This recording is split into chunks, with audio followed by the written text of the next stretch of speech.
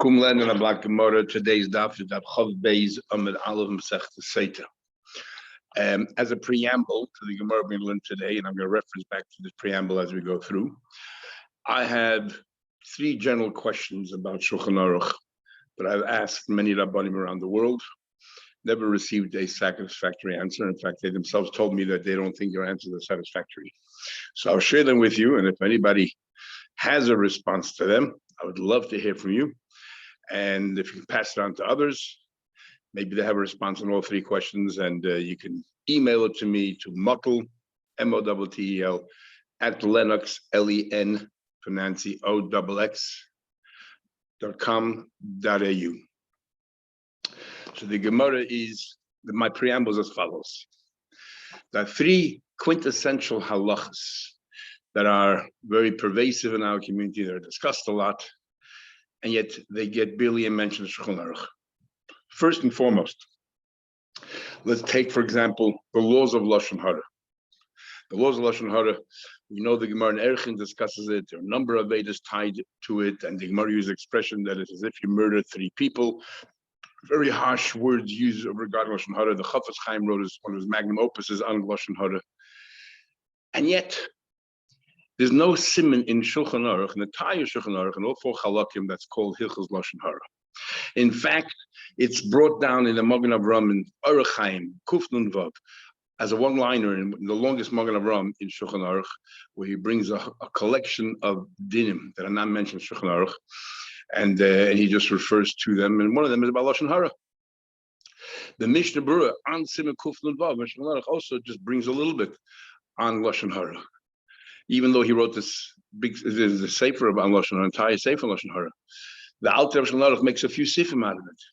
Now, why is it that there isn't a separate siman regarding Lashon Hara? There's so many dinim and so many nuances, and the principles have to be understood properly. Why not? That's question number one. Question number two is tznius.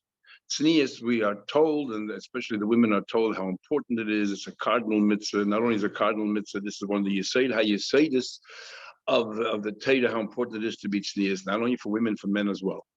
Well, you look through Shulchan Aruch, look for hilchot tznius.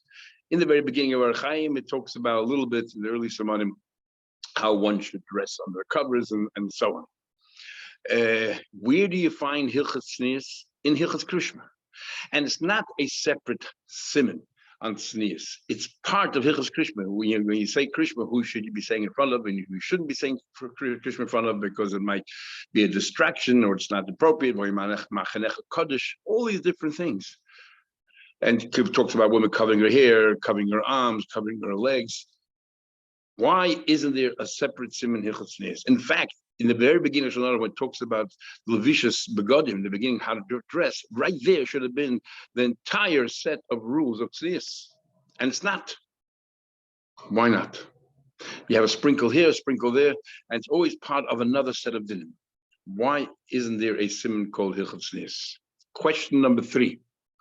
In Shulchan Aruch, it talks about Hilchos Beis HaKnesses, how one should build a shul, and where the aron should be placed, the bima should be placed, all the different laws to do with the actual construct of a Beis HaKnesses. But there's one glaring omission, a mechitza.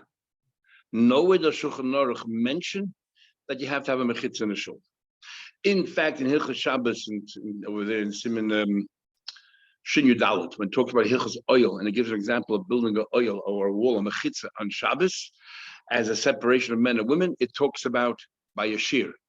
In Gemara Kedushin of Pei Aleph, when they were there, they talk about separating men and women, and they would have, let's say, one of them said that you have these vases of water, so if somebody crosses over, you would hear it. Says Rashi, why would you have a separation of men and women when they had a shear to learn?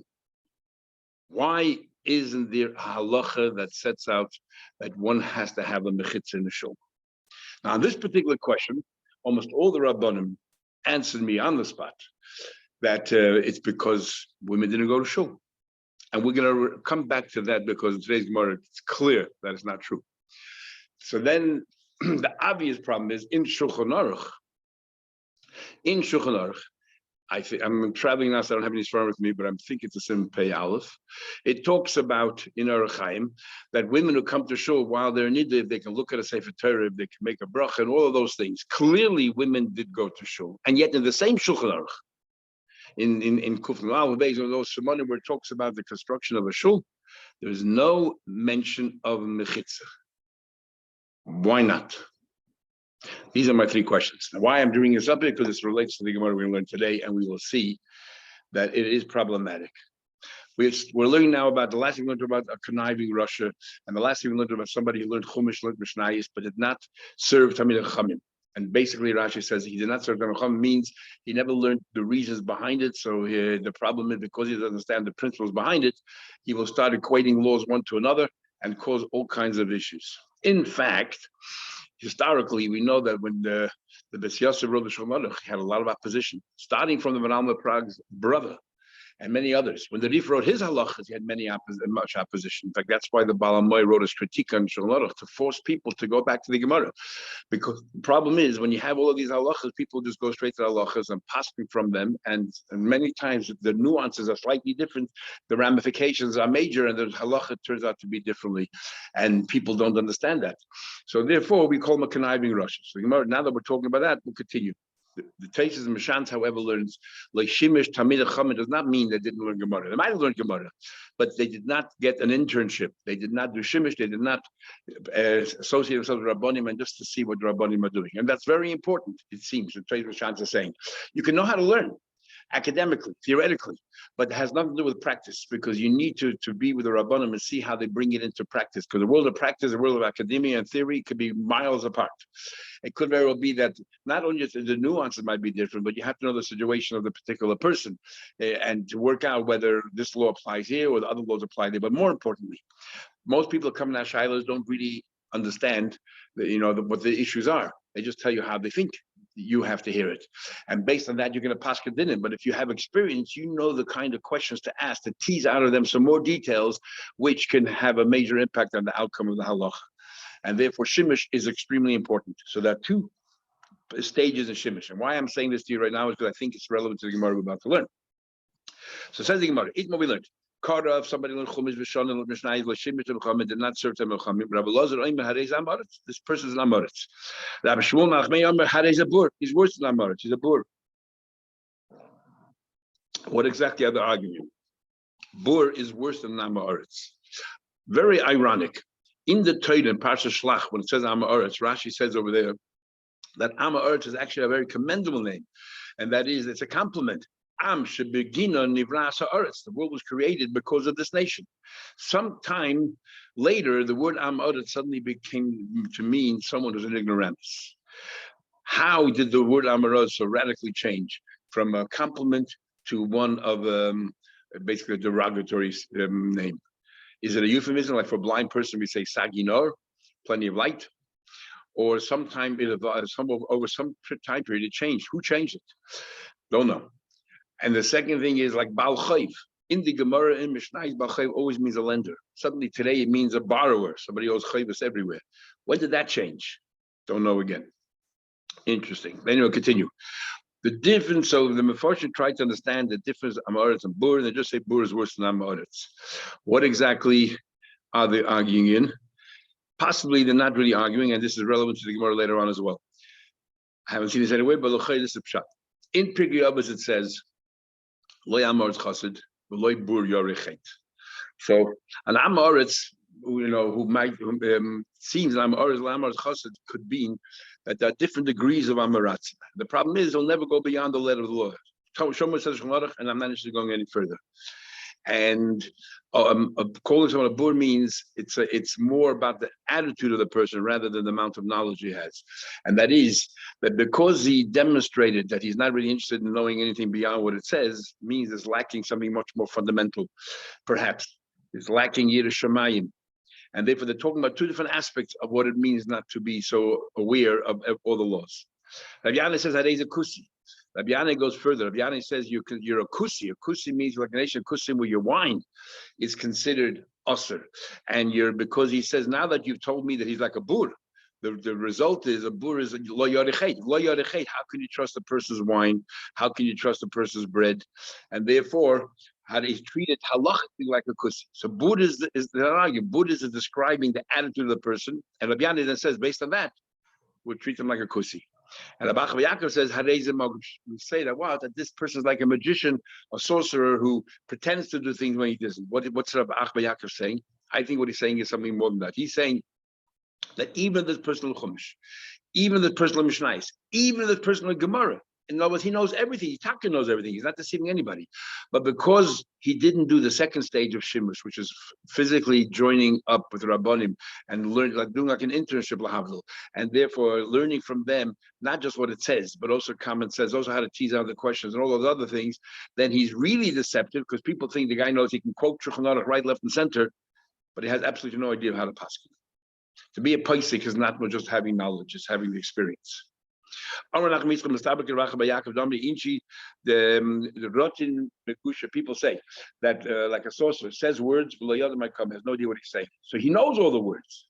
In other words, he knows how to learn Gemara, not just from Mishnayos and Chumash. He knows everything, but he has no idea how to bring it into practice. How many times you learn Shulchan Aruch and someone asks you, you don't realize that you just learned it, but because you use different words of what Shulchan Aruch says, suddenly, you're all lost and confounded.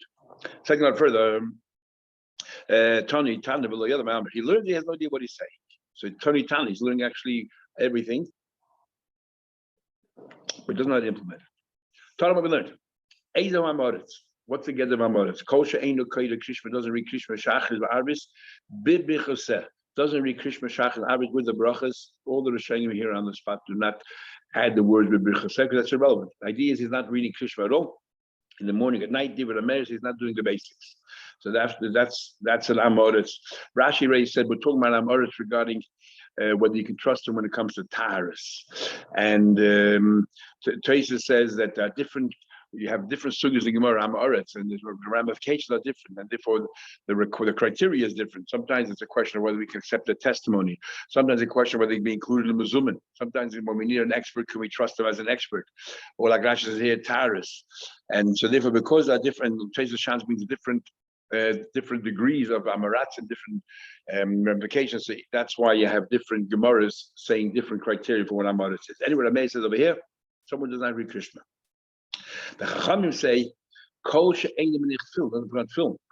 So the Rameh says, so we can't read. He just can't read, and therefore doesn't read Krishna. Something so basic as Krishna. And the Chachamim say that no, even though he reads, if he has no understanding of what he read, has no idea what that means, then that's an Amoritz, even though he reads Krishna. Ben says kosher ain't like tzitzis the big day. Ben says that he doesn't have tzitzis in his bag. What's Ben adding different than Minich film?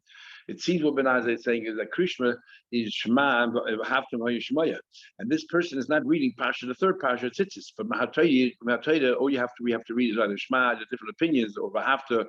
But Bayim is not Mahatayda as far as Krishna is concerned. It's only as far as he sees Mitzrayim is concerned. It's not as far as Krishna, and therefore this person. The chiddush is that even this person here who did say Shema and V'hoyu Shmaya and did put on films. In other words, he read and he understands, but he didn't read the third parsha of thing, which is the Rabbanon. He's chayiv and tzitzis. Rabbi Yonasan ben Yosef, Rabbi Yonasan ben Yosef says, "Kol sheyesh le'boni v'galim Torah." He says, if he has children and he doesn't teach them Torah. In other words, he does the mandatory mitzvahs like putting on tefillin and tzitzis and all the other things. But when it comes to Shenantum Levanecha, he doesn't take it as literally. Then he's also called an Amoritz. Now we already had Taisus before. I think we mentioned before. Achedim and Meir are the same person. Yet here is arguing. So Taisus there brings an interesting pshat that whenever he quotes something from his Rebbe Elisha ben Avu, who was known as Elisha Acher or Acher, so therefore we call him Achedim, but he says his own name is Meir. Taisus dismisses that out of hand, but he says there were two stages in Meir's life prior to his being penalized for a story we're going to learn at the end of Masechet Haris.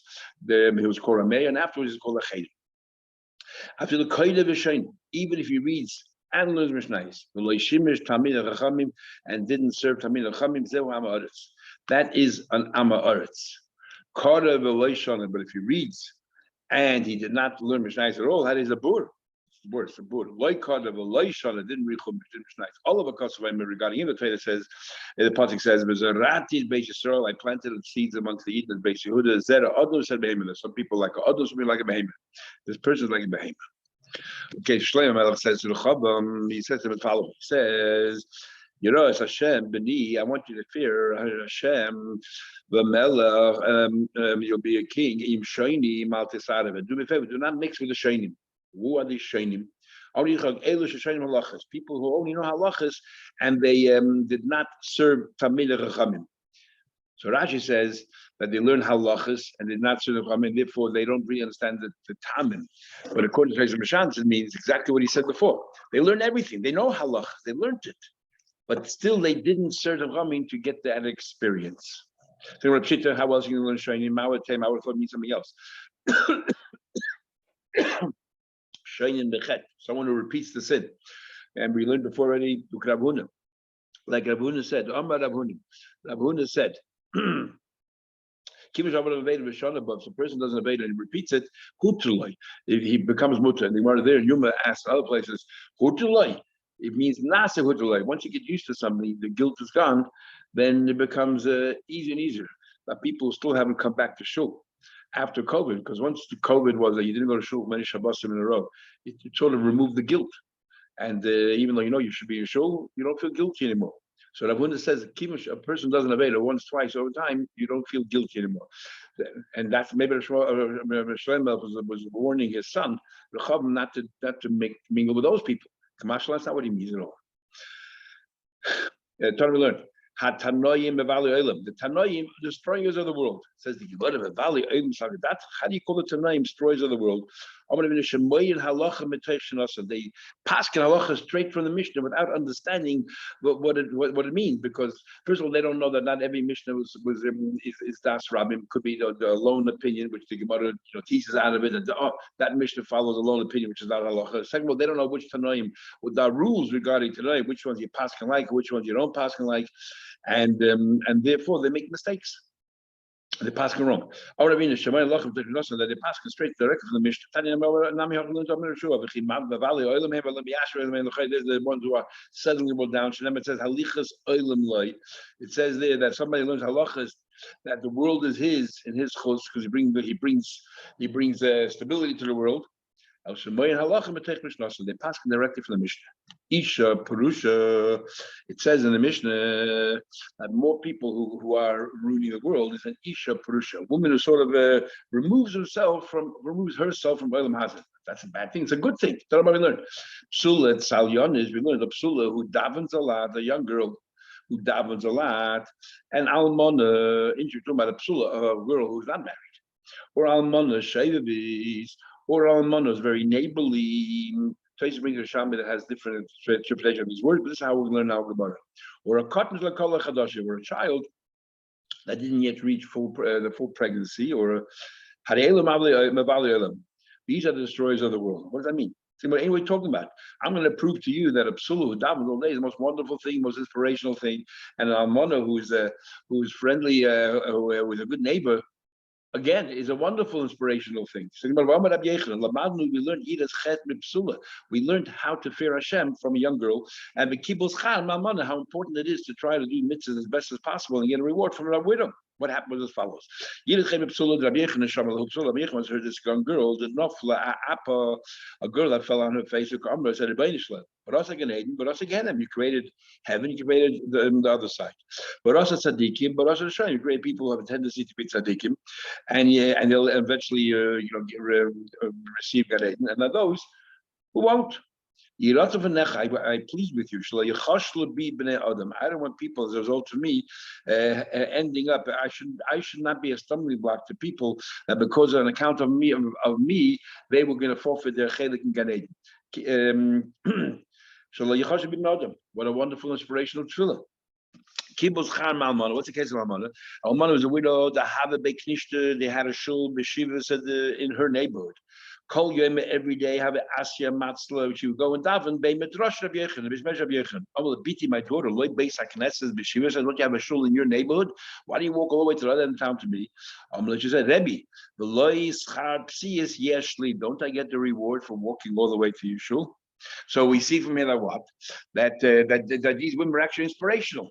So Gemara says, and we'll come back to this in a minute. Gemara says, Kiko Amar, when we say that women who are deceptive and they pretend to be davening when actually what they're trying to mask their behavior is Yoichani Basta TV. This woman who was a witch, Yoichani Basta, daughter of the TV. And Rashi tells us a very interesting story that she was a machashefer. And what she did was she was able to somehow or another make it very difficult for women to give birth, right, during that time when they had to give birth. And then she'd go to their house and then she would find out that they're in pain because she knew that she created a problem. And then she would daven for them. And somehow or another, what she did was she did some kind of a potion and removed the pain and was able to bear the child. And everyone thought, wow, what a tzaddikus. And she was. And once when she was going through these emotions, she had a young girl in her house working for her. The young girl heard all kinds of noises coming from a certain room. She walked inside, there was a pot with a lid on it. And it was things moving around in the pot. It sounded like a baby is moving around right before about to give birth. She removed the lid and all the kisha, whatever the witchcraft that she put in there, the spell disappeared and some women gave birth and everyone realized who she was. That was someone who pretended to be a tzaddikus when she was anything but. So now, getting back to my preamble. Here we have clearly a case in the Gemara where a woman went to shul. So women did go to shul. And furthermore, the general pshat we accept over here is that he's saying to her, why did you walk all the way to my shul when you should have gone to a closer shul? But if you look at the Gemara closely, it's Bei Knishta versus Bei Medrasha. His question was actually something else. His question was, his question, when you see it in the Rashi, in Bamitzia, where Rashi says as follows: if there's a Beis HaKnesses in your neighborhood, why did you come to the Beis HaMedrash to daven? His question was that even though there's a mile in davening Beis HaMedrash, that's only for the people who learn there. And furthermore, or you can argue even for any man, but at least they have the mitzvah of Talmud Torah. The woman has no mitzvah of Talmud Torah. We learned a few days ago. For her, there's no mile in the Beis HaMedrash. On the contrary, you should daven the Beis HaKnesses. Why did you come to the Beis HaMedrash? And even if you're going to argue that maybe in the times of the Gemara, they only know the Beis HaKnesses, the women who davened went upstairs, the balcony or something. But the Beis HaMedrash never had a balcony. And she went to the Beis HaMedrash of Rabbi Yechon, where they sat and learned. Women generally didn't go there. And she went there and she sat and must have had a mechitza. So what's going on? Why doesn't Shlomo talk about mechitza? So I don't know, especially Moshe Feinstein, the Chumash writes on mechitza in the shul is in the Torah. Such an important mitzvah in the Torah, and yet no mention of it in the Shlomo. I would love to have an answer. Okay, Gemara continues. My cotton, a cotton who didn't yet complete the full term of pregnancy. We're saying it's an allegory. A young Talmud who definitely is not mature, and yet he ridicules his own rebbes and shows them no respect. And as a result of that, he will die prematurely. So therefore, we call it a cotton shulekol chadashav. Talmud who's not qualified to paskin, yet he paskins. What's the Talmud shlagil? We'll see in a minute. It's not just knowledge-wise; it also do with experience, which has to do with years. My Chesiv says, that a woman, a harlot, killed many people. About swimming color again, very strong. Although she murdered, so we're going to dash as follows: Kirabim chalalim mipila zet tamim chalaligil tam chacham not qualified and yet paskins. But swimming color again. Sum also means not just strong. It means closed, sealed. They close the mouth, color again. They're killing people by closing the mouth. Somebody who did reach, who is qualified to paskin and doesn't paskin. They say, "Oh, I don't want to mix in. I don't want to get involved," and that you have a responsibility. If you know the psak, you should actually pass it. Says the Gemara, the ad kama. What do you mean that someone is not qualified? So the chayda women ad kama. The Gemara should have just said somebody who learned chumash mishnayis and Talmud. So it's very clear to me. It's not just that. It's also shimish tamid chamim and also years of experience. Ad kama ad 40 years. 40 years. Machlekes Rashi and Tosfos here in Avodah Zarah. Rashi says, actually not here. Rashi says, in Bob Metzia, in Avodah Zarah, Mishnah 40 years is when you're born. No, it's 40 years old. But as the Mishnah says in Pirkei Avos, Ben Arboim Lebina. Tosfos says 40 years from when you start learning. There's actually in the Mefarshim an interesting discussion. Let's say you went to yeshiva at 5 years old. Does it mean 45 years old? 40 years when you start learning? Or does it mean every single thing you learned 40 years later is only when you appreciate that particular thing that you learned? Anyway, so the Gemara about Rabba used to pass. And Rabba passed away at the age of 40. He was cursed. We had more brachas. He was a descendant, a scion of Beis Eli, who was cursed that all their descendants will die young. And Abaye, who also was a descendant, lived longer because he gave tzedakah as well. So he lived till 60. But the Rabba died at 40. We know that he was a yeshiva for 22 years. That the Gemara says in Baba Kama, in Meruba. Rabbi Yosef said, I waited 22 years while Rabba was the junior and he was a Rosh Yeshiva. It means he became Rosh Yeshiva at the age of 18. How did Rabba paskin at the age of 18 when he was not 40 years old? Says the Gemara B'Shavim. What exactly it means. According to Rashi, B'Shavim means is that if you're equal to what do you call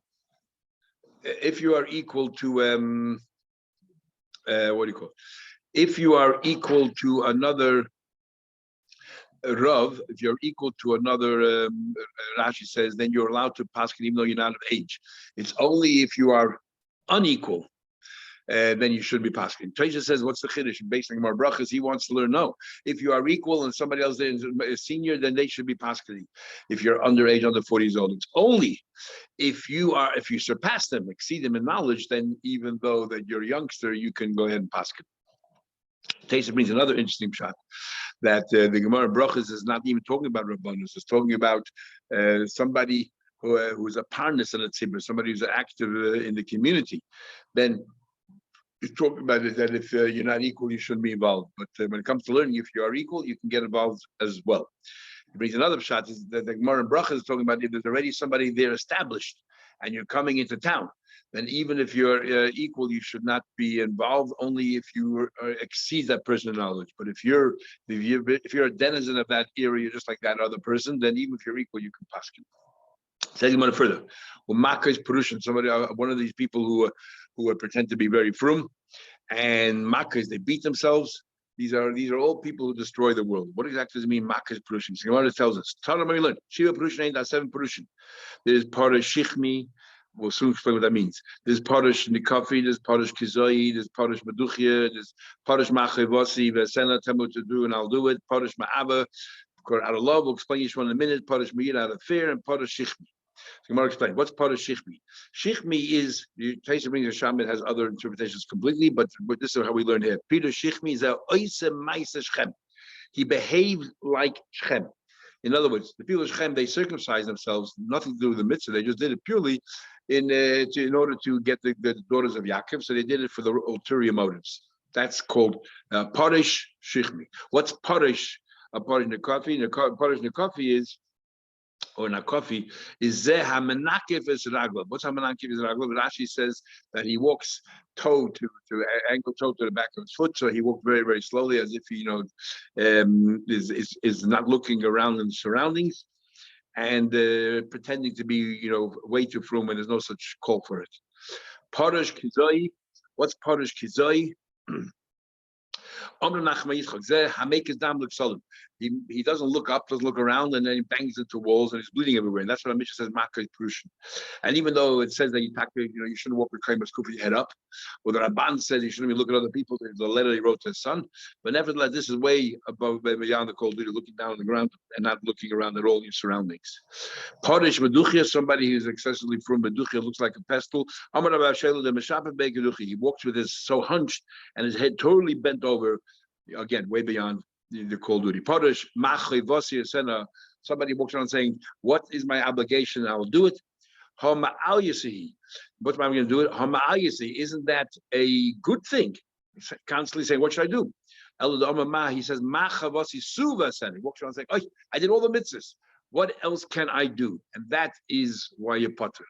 In fact, some of the Rishonim explain why a woman, even though the potter from mitzvah seishas man grumba, they're permitted to do the mitzvah seishas man grumba. So how come when it comes to tzitzis, we say that they shouldn't be doing it? Okay, tefillin, we talk about guf naki, but when it comes to tzitzis, why do we discourage women from wearing tzitzis if it's a mitzvah seishas man grumba and they're allowed to do any mitzvah seishas man grumba they want to? Because since men also mahat Torah don't have to wear tzitzis, only if you happen to have a four-corner garment, you have to put on tzitzis. It's only the to put it on. So if a woman takes upon herself to wear tzitzis, it's as if they are punished. As if to say, I did all the mitzvahs that I had to do. I'm perfect. Now let me take on mitzvah. Even men don't have to do, but I want to, mechayiv myself. So that is sort of inviting a judgment that nobody really wants. Based on this Gemara here. Then the Gemara says, Parish Ma'ava, Parish Me'ira, separate from Abba, separate from Yira. Don't mention somebody separate from Abba, somebody separate from Yira. It's a good thing.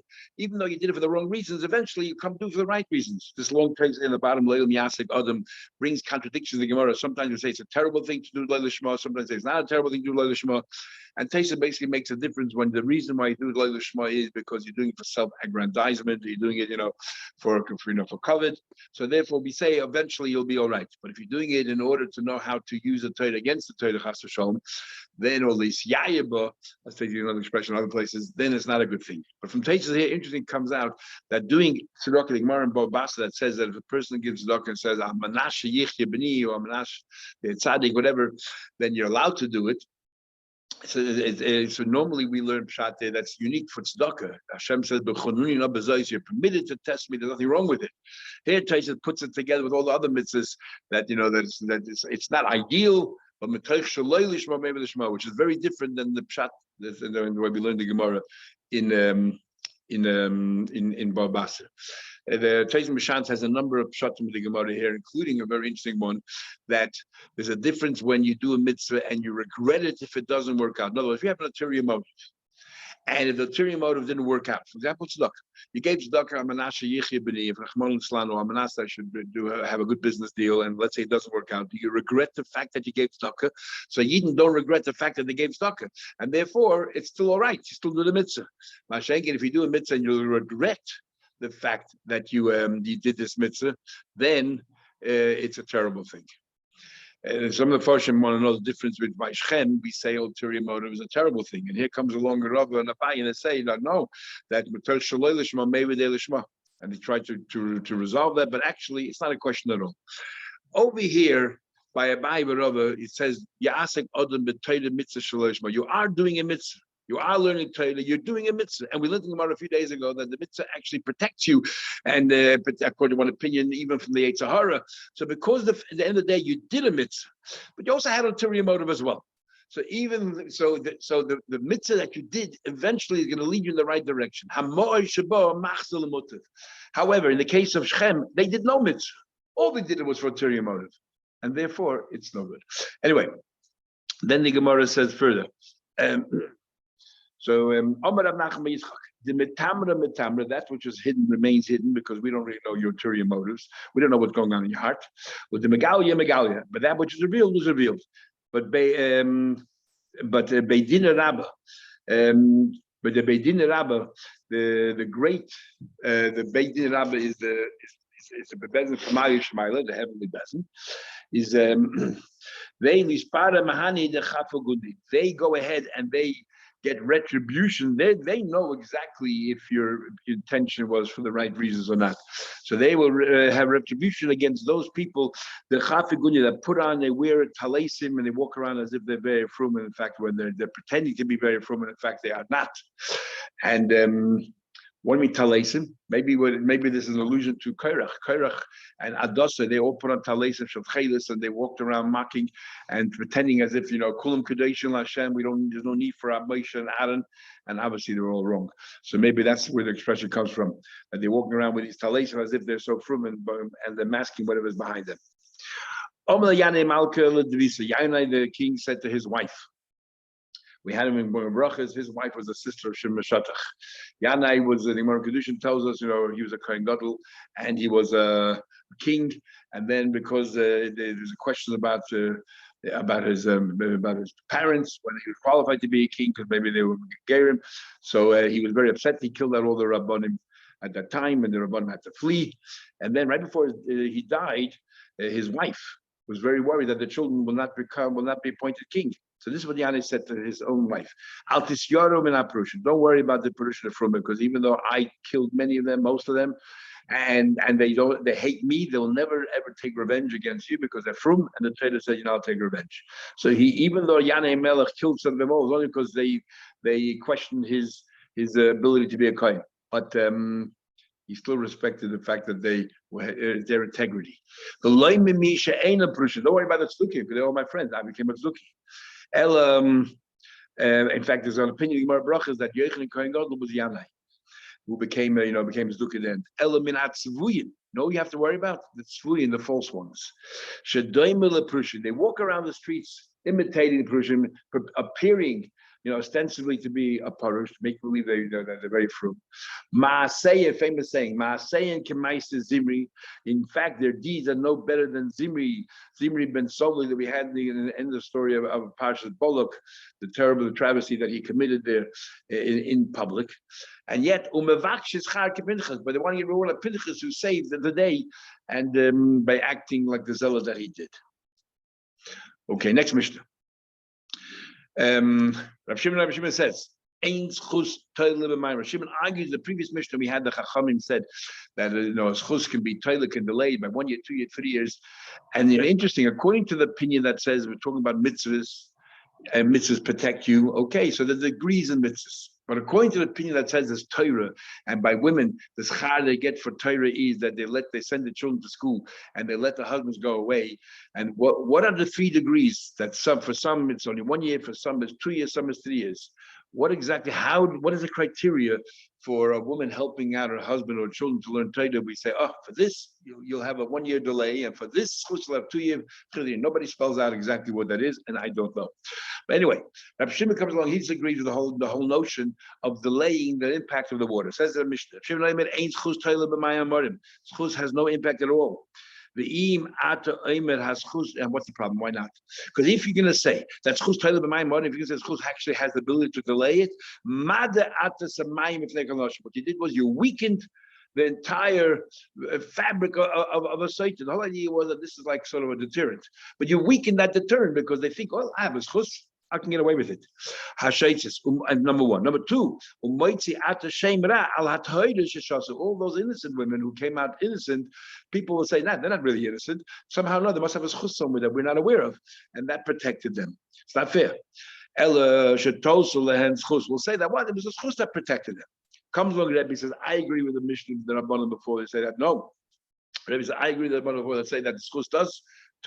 But you're worried that people are going to speak and say that the water doesn't have the power. It does have an effect, but less we ameliorate that effect, at least doesn't happen straight away. If you remember, we learned last time that as soon as they drink the water, already starts having an effect. And this, Rabbi said, it slows it down. In what sense? Rabbi has it does delay it. She won't give birth. It doesn't improve. Slowly but surely, she deteriorates. And the end of that year, 2 years, 3 years, she will die from this very death that the water is supposed to have. And we had it before in Gemara Machlekes. We had a Machlekes in the Amoraim, whether the Chachamim agree with Rebbe, but they just argue about the fact whether she dies from this particular death or just some other death, or whether Chacham actually hold that she does not in any way deteriorate at all. And then at the end of the year, or 2 or 3 years, suddenly the water then has its full impact. As you went further, nitmas minchasa. Before we had it, became if the scroll was already erased in the water, we force her to drink the water unless she's moida, that she's tummy. That is no point. But if she refuses to drink, we're going to force her because you already erased the words in the words in the water. What about the carbon mincha became tummy? And if we hold that you didn't yet put the scroll in the water, because there's an opinion that says that first you do the mincha and then she drinks. In other words, we had before Shimon Abakiba. They say first you put first you do the mincha and then you put the scroll and then you do the water. You do the scroll as close as possible to the water, hoping that she will change her mind. So that's what this mission goes according to.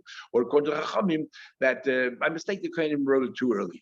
Litmas minchaser, her mincha became tummy. Actually, kitchen became before they made it sanctified it, and then she was made or something. There's no need to proceed with that mincha. What do you do? Well, it's not kodesh, no problem. It's like any other mincha. The tifta, you redeem it. But it already became sanctified, consecrated in the keli.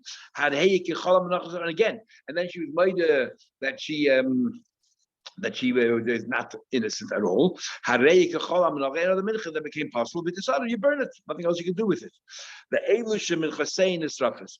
And there's a few others that the mincha gets burnt as well. She admits that she is tamei. Excuse me. Or shabola edim shitmeya. Or a witness came along and said that she is tamei. And or she refuses to drink. Or her husband doesn't want, because we need the husband's consent to give her to drink. In case number 5, the husband had relations with her somewhere on the way to the base. I mean, once he's prepared to come there, he don't have any more relations with her. If he did, he's not innocent anymore himself. The water will no longer have effect. What do you do with the mincha? You burn it. And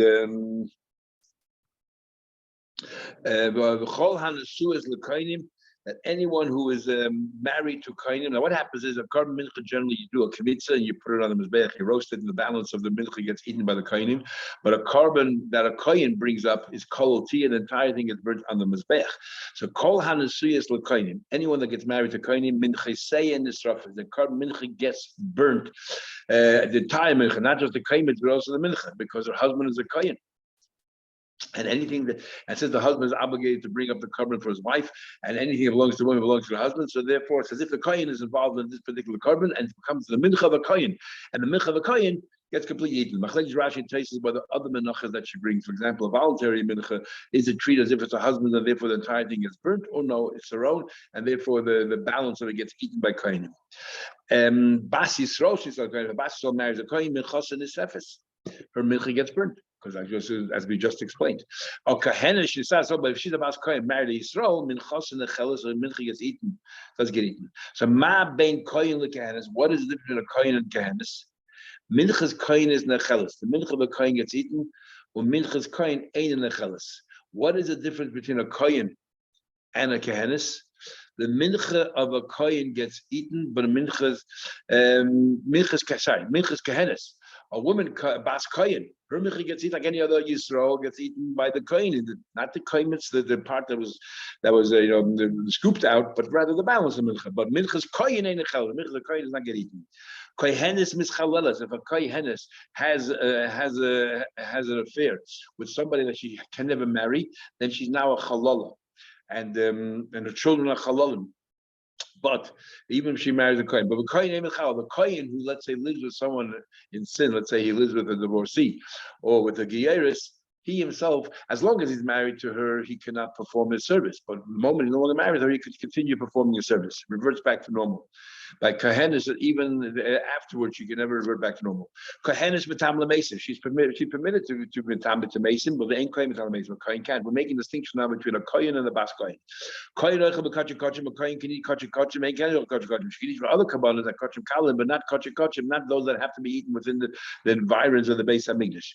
Ma beinish lisha. What other differences are between a man and a woman? Ha'ish pareya pareya. If a man is a leper, he has to let his hair grow and he tears his clothes. But ve'inisha parasa pareya. A woman does not let her hair grow, doesn't have to let her hair grow, and nor does she tear her clothing. Each madir there in Nazir, a man can make his son a Nazir, and when he grows up, he has to follow that way. But the Ain Isha Mader is Buna. But